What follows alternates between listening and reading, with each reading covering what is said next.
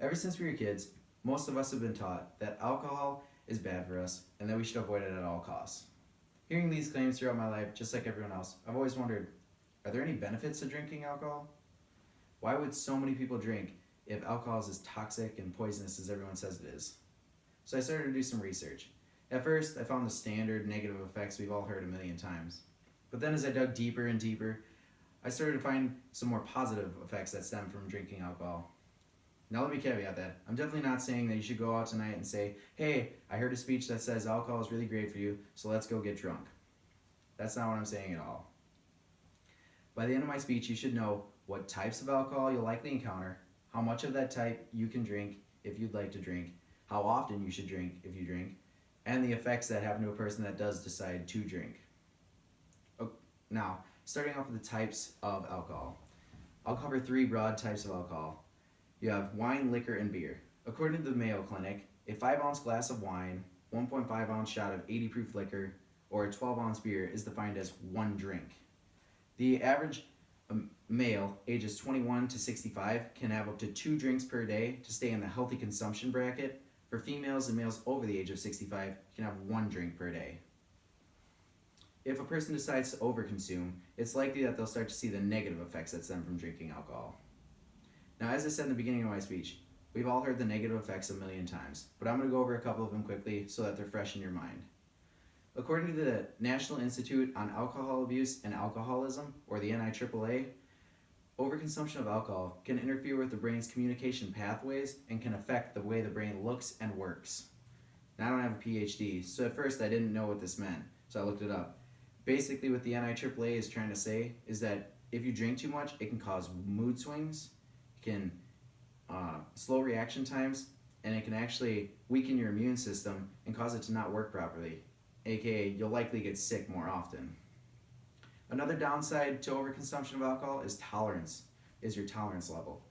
If you notice someone who drinks frequently and they drink more than their allotted 2 drinks per day, they can drink quite a bit of alcohol. According to HCS Public Health Agency, the cost of excessive alcohol use reached $249 billion in 2010 in the United States alone. If you become dependent upon alcohol, this can rack up some serious debt through your alcohol bill. With some serious debt racking up, that can lead to financial, marital, or even general health problems. With problems stacking up in your life, you can then become depressed. Alcohol is a natural depressant, but if you drink it and you're already upset with your life, this can lead to a deeper depressive state. In order to avoid the depressive state and all the negative effects that come with drinking alcohol, most people will only drink the healthy consumption amount. So now that I've covered all the negative effects, we can move on to the happier side of things and go with the positive effects that stem from drinking alcohol.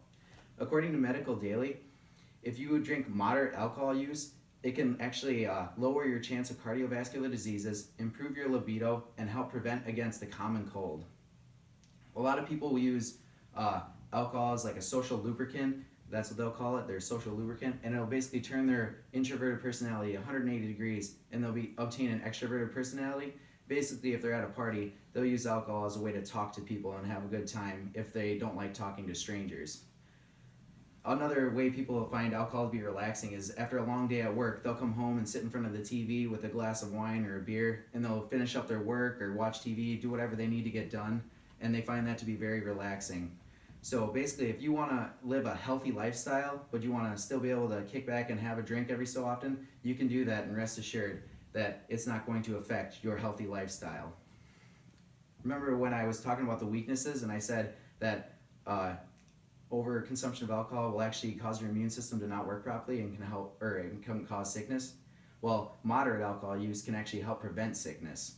According to Scientific American, moderate alcohol use can actually kill pathogens in the human gut or bloodstream, much like the way alcohol in the bloodstream of fruit flies kills its parasites.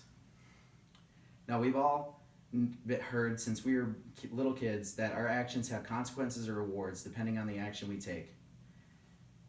Every person is given a choice on whether they would like to drink or not. They can choose what type of alcohol they'd like to drink, how much of that type of alcohol they like to drink, how often, and those choices can then lead to what happens to them when/if they do drink.